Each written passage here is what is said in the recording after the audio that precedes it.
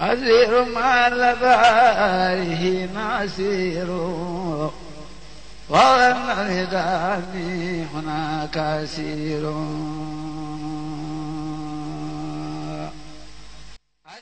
bu ñu gën a xam sëriñ bi rek nañ ko dund rek yoon wi gën di jëm kaw te bu ñu ko toppee day mujj yoon wi tiim lépp noonu rek laa ko gisee.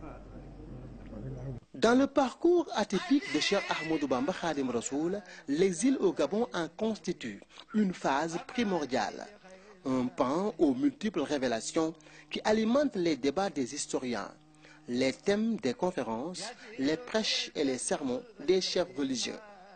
Tant l'homme Cheikh Ahmadou Bamba est devenu pour les générations d'hier, d'aujourd'hui, comme il le sera pour celles futures, une référence et une équation difficile à résoudre. Le passage du Cheikh dans cette partie de l'Afrique centrale au climat équatorial dense et hostile renferme de nombreuses énigmes que pas mal de chercheurs continuent de vouloir percer le mystère. Enseignant-chercheur à l'Université de Pennsylvanie aux États-Unis, le professeur Cheikh Anta Babou, qui revient d'un voyage d'études au Gabon, nous livre le fruit de ses recherches. De 1891 à 1895, Cheikh Ahmadou Bamba, qui alors vivait à Touba, plus tard il sera au Djolof en 1895, avait donc des rapports avec l'administration coloniale, des rapports un peu tendus. On le soupçonnait un peu de préparer le djihad, on le soupçonnait un peu de rébellion, on le soupçonnait un peu d'organiser ces talibés, les encourageant à refuser de payer les taxes, d'une certaine manière à se rebeller contre l'administration coloniale. C'était des accusations qui venaient, comme je l'avais dit tout à l'heure, de l'administration centrale au niveau du gouvernorat à Saint-Louis, mais également des chefs africains locaux. Évidemment, nous savons que tout cela ne reposait sur rien du tout. La raison principale, c'est que l'administration coloniale voyait se développer ce qu'on pourrait appeler une contre-culture, qu'il voyait comme un obstacle à la mission française de civilisation, la mission civilisatrice, la justification de l'acte colonial lui-même, et que finalement, c'est basé sur ces accusations que Cheikh Ahmadou Bamba a été arrêté, amené à Saint-Louis en 1895, jugé et envoyé au Gabon. Et pourtant, l'hostilité du climat équatorial auquel était soumis le Saint-Homme demeure un terreau fertile, bien pensé, jalousement entretenu, savamment orchestré par les autorités coloniales pour les exactions, brimades, bref, les épreuves à infliger à Cheikh Ahmadou Bamba. Il faut s'imaginer le dessein du colonisateur qui affirme qu'il exile Cheikh Ahmadou Bamba pour faire que les Mourides, une communauté naissante au Sénégal, dans la colonie du Sénégal, que les Mourides oublient leur cheikh à l'issue d'une longue absence. C'est ça le dessein qui est affirmé, l'objectif qui est affirmé par la colonie. Mais il me semble que derrière ce dessein, il y a aussi autre chose. Maintenant, pourquoi le Gabon et pas ailleurs? Le Gabon, comme vous le savez, était une colonie pénitentiaire. Nous savons que Samori Touré a été envoyé au Gabon, il est mort là-bas. Samba Laobé Ndiaye, qui était le bourg du Djolof, a été également envoyé là-bas. Et d'autres Africains ont également été envoyés là-bas, parfois agents de l'administration coloniale récalcitrants et d'autres. Mais je crois que ce qui est significatif en ce qui concerne Cheikh Ahmadou Bamba, c'est d'abord que c'est un Sahélien. La volonté de l'administration coloniale, c'était de faire de sorte que Serigne Touba disparaisse sans qu'on puisse l'accuser d'assassinat. Mais en vérité, on ne peut pas ne pas considérer l'hypothèse selon laquelle peut-être ils espéraient que s'ils l'amenaient au Gabon, il finirait par mourir une mort qu'on pourrait qualifier de naturelle et on se serait débarrassé de lui une fois pour toutes. Au Gabon, il y en avait parmi ces épreuves des moustiques plus grands que ceux d'ici. Et quand ils piquent, ils laissent de la poison dans votre organisme. Ils peuvent y rester longtemps et cette poison peut même vous tuer. Même si vous regardez dans les archives, Il y a un docteur allemand qui avait écrit dans son rapport qu'à Mayombe, Lambaréné est un endroit hostile à la vie humaine. Et il a cité dans ce rapport les personnes qui étaient emmenées là-bas et la plupart d'entre eux y avaient perdu leur vie et pourtant le cheikh y avait vécu pendant des années. Lambaréné en langue gabonaise, c'est comme au Sénégal en langue wolof. On appelle une telle localité Wakinan, faisant allusion à un endroit habitable ou pas. Et des choses comme ça, c'est dans ce genre de climat où on avait emmené le cheikh. Mais Serigne Touba, en sa persévérance, sa foi et dévotion, le statut de Sahélien, religieusement et socialement ancré aux réalités du Kayor et du Bawol, fera de lui un bagnard qu'on aurait du mal à croire qu'il résisterait au suprême supplice et autres châtiments imposés par ses geôliers. À Libreville, on sait là où il vivait. Il vivait à l'endroit où se trouve aujourd'hui le mausolée de Léomba. Léomba est le premier président du Gabon. C'est au niveau, autour de ce mausolée, où se trouvait en ce moment-là un camp militaire où Serigne Touba était interné. Donc lorsqu'il vivait dans ce camp militaire, les sources orales nous disent qu'il aimait un peu se promener et se rendre à l'endroit qu'on appelle aujourd'hui la montagne sainte. Et on dit que Serigne Touba allait au sommet de la montagne sainte pour se retirer, pour méditer, pour prier, pour réfléchir et certainement pour écrire, parce que c'était un homme qui aimait écrire et il écrivait pas, il avait partout son da et ses plumes, donc certainement ses khalima pour écrire. Mais qu'est-ce qui explique que les Français aient décidé de déporter Serigne Touba de Lambaréné à des centaines et des centaines de kilomètres au sud, à Mayumba? Ça, je n'ai pas encore trouvé la solution. Il y a des explications que la tradition orale fournit. L'une de ces explications, c'est que il semble que les Français, bon, nous savons que les Français paient à Serigne Touba une certaine somme chaque mois, et ça fait partie du jugement de Saint-Louis. Il a été condamné à être exilé au Gabon pendant 10 ans au moins, et qu'une pension, je pense, de 10 francs ou une certaine somme lui était donnée chaque mois. Certaines sources indiquent que un jour, un administrateur colonial est venu remettre la somme à Serigne Touba qu'il avait accumulée parce qu'il ne le prenait pas, il ne voulait pas de l'argent qu'il avait accumulé. Serigne Touba lui a dit: je ne veux pas de cet argent-là. Cet homme-là, semble-t-il, lui a forcé la main pour le lui donner. Et Serigne Touba lui a jeté l'argent.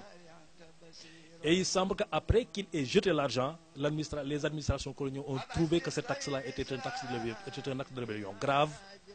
Et c'est en ce moment-là qu'il a été jugé. Au même endroit où Samori Touré a été également jugé, à Ndiolé. Et les gens, les sources orales nous disent que c'est après ce jugement-là, peut-être, qu'il a été transféré à Mayumba, qui est une région extrêmement difficile d'accès.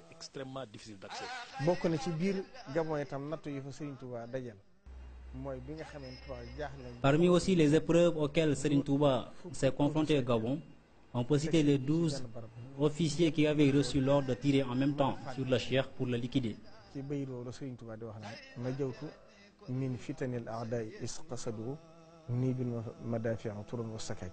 L'exil au Gabon, une consécration spirituelle qui a fait ressortir en Cheikh Ahmadou Bamba des dimensions hautement salvatrices vis-à-vis de son Seigneur, du prophète Mohammed, paix et salut sur lui, et de la Oumma islamique, dont ses disciples qui ont fait allégeance au Saint-Homme.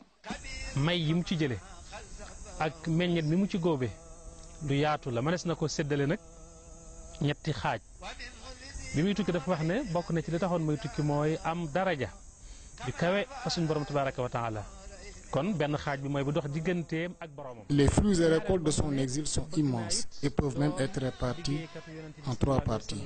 Premièrement, avoir un rang élevé auprès de son Seigneur.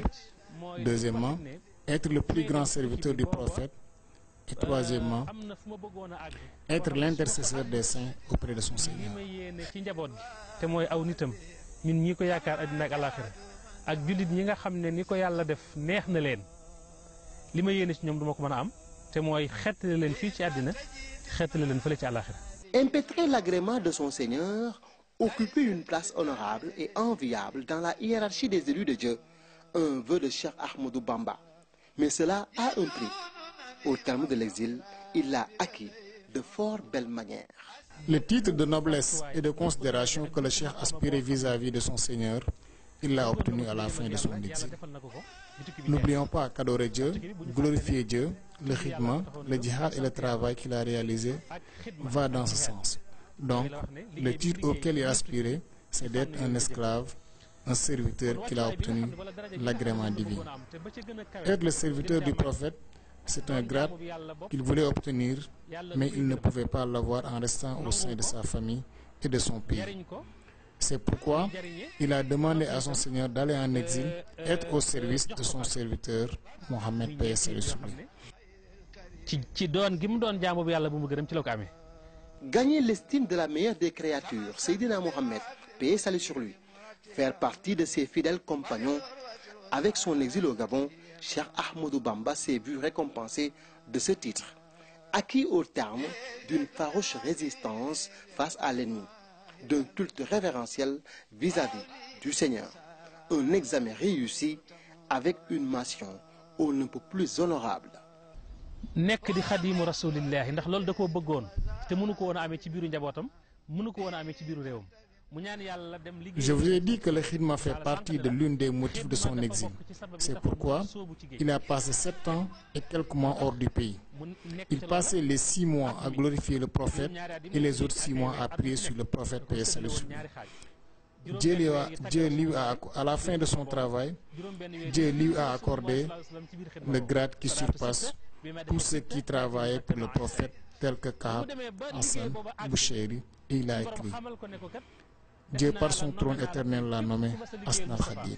moo xam Kaab moo xam Hassan moo xam Busayri moo xam ku mën a doon tey maanaam romb nga ko weesu nga ko te yëpp bind na ko wax ko waaye nag la ma cay tudd nag mooy la ma wax ne yàlla nommé na ma tey ci te jaar ko ci nguuram gi nga xam ne du jeex mukk amul fu muy yem nommé na ma tey ma nekk Asna Khadim mooy ki gën a kawe ci ñiy liggéeyal Moustapha sallallahu alayhi wa sallam te loolu mi ma ko defee ci biir géej gi la ma ko defee. bokk na ci itam. ca Gabon fa la ko suñu borom wane ahlu badr ndax boo fekk na ñi nga xam ne ñooy soldats sonal nañ si. C'est au Gabon que Dieu lui a montré Ahlul Badr. Quand les soldats colonialistes le persécutaient de plus en plus, Dieu s'est manifesté par miracle en lui montrant Ahlul Badr. ba ñoom jàjju xam fi ñu war a yem fu mu doon moo tax Sëriñ Tuubaa di wax ne yassara lil muna la daa liibar wali man qaada li ma xaaba an kulli wali lii qaada ahl badrin usuda man sax saal waasiya wal xasuuda foofu la ko suñu borom defale ci biir Gabon kon Gabon ma des na ne bu fekkoon te ne liggéeyu Sëriñ Tuubaa bi dañuy wax ne li ñuy wax jawfal fara kon mooy Gabon jawfal fara lii kun bi kun sarambat ma waccan ma siré sa jawfal fara lil wara misal maharini yoonu Gabon yi mooy loolu ci tukki Sëriñ Tuubaa bi. Portant ainsi les insignes et les honneurs du grade très envié et enviable de Khadim Rassoul, Cheikh Ahmadou Bamba occupera la haute et prestigieuse station d'intercesseur incontestable auprès des siens. Les reflets de cette distinction à valeur de consécration divine, pleine d'espoir, illuminent le cœur des disciples, soif de pardon. Responsabilité shafaa maanaam xettali nit xettali mbooloo xettali ñi la yaakaar ngir yàlla loolu dafa nekk responsabilité bu diis boo xam ne di wala fi naan nangam la muy jar lëf nangam lay jar ca mbaaw am na loo xam ne ku ko bëgg ko ne faaw nga am loo def. La responsabilité de sauver une communauté qui croit en vous par l'amour de Dieu demeure un immense fardeau et comme on dit chaque chose a un prix mérité. C'est pourquoi le cheikh est allé en exil dans le but de sauver sa communauté. À la fin de l'exil, le cheikh a demandé à Dieu que son retour puisse sauver toute sa communauté et de les préserver de l'enfer à l'au-delà. Et cela fait partie des faveurs qu'il a eues à son exil. Le prophète lui a accordé la possibilité de faire entrer au paradis à qui il veut. Cela commence d'ici-bas. Et ce grade, Dieu l'avait accordé au prophète paix salut sur lui parmi tous les autres prophètes. ci biir yonent yëpp jox na ma ko su boobaa wahaba li xayrul wara shafaa fi man ahabbahum wahum jamaa waaye ramm gi nag du xaar ba ëllëg mu koy def fii la koy tàmbalee. Parmi les créatures du Seigneur, certains concentrent autour de leur personne tout un espoir, des espérances Cheikh Ahmadou Bamba en fait partie. Un symbole fort d'un héros de l'Afrique offert par le Sénégal au monde noir musulman qui a pu faire face, sinon tenir tête aux colonialistes qui ont finalement capitulé devant Cheikh Ahmadou Bamba. En tant qu'historien, moi, ce qui me frappe, c'est l'intelligence exceptionnelle du contexte dans lequel il est impliqué.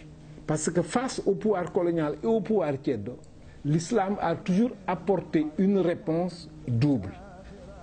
Que faire face à une telle situation? C'est la question qui est posée aux intellectuels musulmans de la fin du 19e siècle. Et ces intellectuels vont y répondre et Ahmadou Bamba y contribue immensément. En mettant en place une communauté soudée par un nouveau système éducatif qui est la tarbiya. Et c'est cette réponse intellectuelle, avec une production littéraire facile, relativement facile à assimiler, mais également une expression dans les langues nationales. Mais ce que moi je retiens et qui est important pour notre contemporain, c'est à la fois d'avoir fait la critique radicale des pouvoirs temporels ceddo, d'avoir fait la critique du projet colonial, mais aussi de ne s'être pas engagé dans la guerre sainte, mais d'avoir produit une alternative éducative qui crée une communauté capable de vivre dans ce contexte particulièrement difficile de la fin du 19e siècle, marqué par le triomphe colonial. C'est cet apport-là qui me semble qu'il est nécessaire aujourd'hui, plus que jamais, de valoriser, puisque nous sommes aux contemporains confrontés aux mêmes difficultés, parfois des pouvoirs temporels qui ne répondent pas toujours aux préoccupations des populations, une réponse islamique radicale qui n'est pas conforme à notre héritage ni aux enseignements de l'islam, et l'enseignement de Cheikh Ahmadou Bamba, sa réponse qu'il apporte au 19e siècle au même problème, me semble être aujourd'hui encore très fortement d'actualité, et sous ce rapport, il peut être un héros intellectuel particulièrement fécond pour notre quotidien d'aujourd'hui.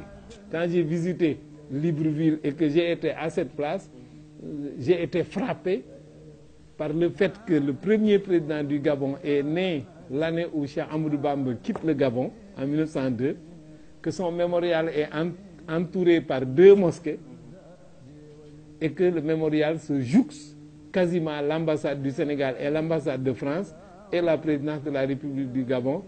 Et je me suis dit, tous les protagonistes sont réunis au même endroit.